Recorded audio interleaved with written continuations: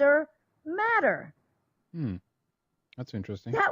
That would be the ultimate for you as a being to be able to do, is to master matter, which is why, yes, the yogis, there are many of them that were able to manifest things in their hands. They were able to do even some teleportation. They were able to do these things. All of those things would lead to the possibility of the body being able to transform itself or translate itself into the whatever the body or the vibration of that body or the frequency required for a physical body moving into a higher vibration or higher dimension. You cannot occupy a higher dimension or a higher space outside of this one in your physical body. It doesn't vibrate high enough for that. And if it shifts into that kind of frequency, that kind of vibration, it's going to change from its dense state, because it operates now in a manner in conjunction with the concept of gravity.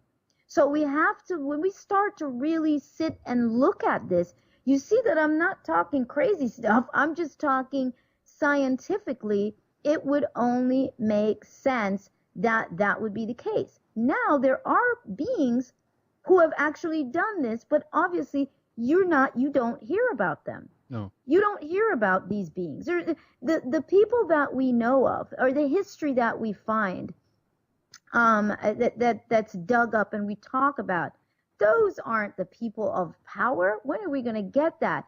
It's who you don't know. It's what you don't know about.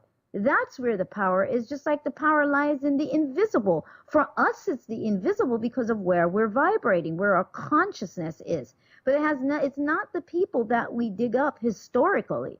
Most of those entities were trying to figure it out as we are. Some of them, obviously, civilizations that were just way more advanced than we are, and we have become a dwindling down of them from where they were. They were at a more heightened point because they were still in a space that was still attached to or connected to a more whole space, and they weren't dealing with a lot of what we're dealing. Even their technologies were even more advanced than what we have now. So you see a rise in consciousness, an absolute rise in consciousness, and then you see an absolute demise, a drift all the way down in consciousness, and then you see a peak, a potential peak coming up again in consciousness. So there are these waves that are taking place. But there's a lot that we don't know about, and I think we need to open ourselves up to that and not just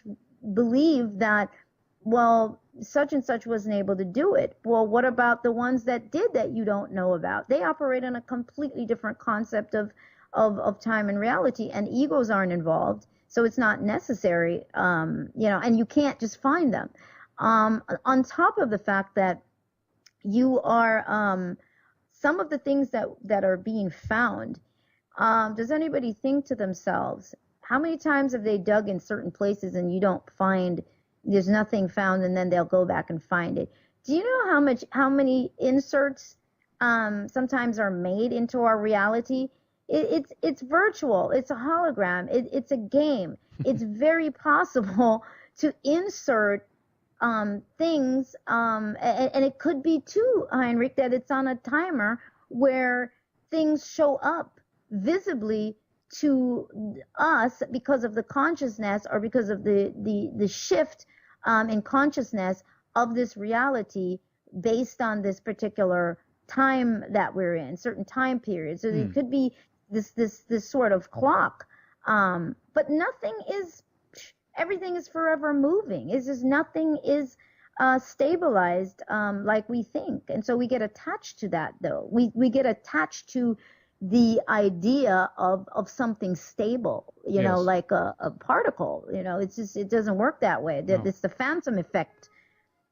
It's just it's stable for a brief period of time, in a sense. Well, while it's moving, while it's changing, we might be able to measure it in some sense, but we rely on the fact that, okay, now it's measured, it's always going to stay the same, but that's not the case. I mean, in regards to, I guess, even certain UFO sightings, I've heard this mentioned before as well, that some people might actually be able to see it, while others don't, for reasons of their own consciousness, meaning that you're susceptible to it, you might be able to pick up it because of, you might access a higher frequency, whatever it might be. You might be more open. Could be, exactly. So you might be able to see something that someone else don't. But in regards to this, if you will, inserting or implanting of things, of objects, of hints, what have you, do you think that this is being done for the purpose of the experimentation, or do you think that it could even be kind of nefarious in a way, that we're being played with in a sense here? It might be a happy play, in a sense, but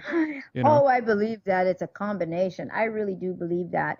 And what's funny is on one level, it's us playing with ourselves in this process, because we do exist on on a so much larger scale. And I'm not even talking about going back to necessarily the point of the void, but in terms of existing on several levels up, sending our consciousness as an aspect of our consciousness into this particular timeline for this particular experience. So we are actually still tied in with an original self then, that is still in one way separate from the whole, meaning, as you are an individual soul, yet we're all connected.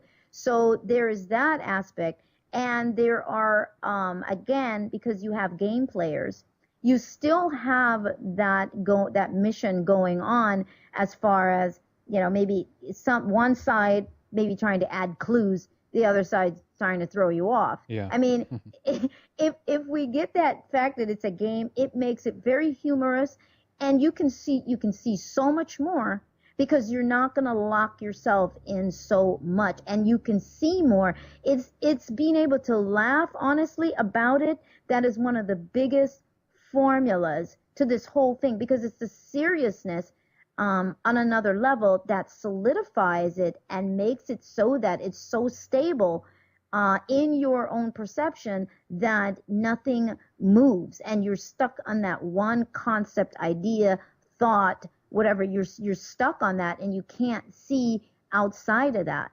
But the laughter and the humor of it, and we are supposed to enjoy the game.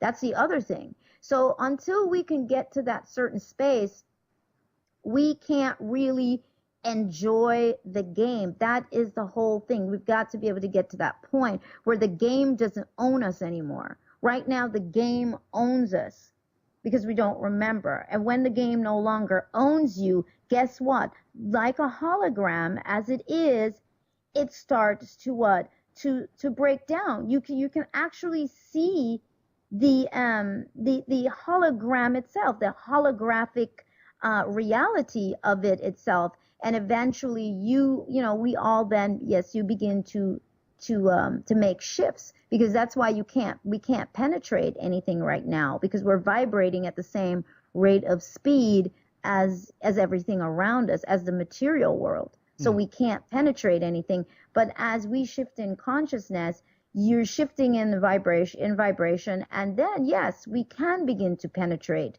the things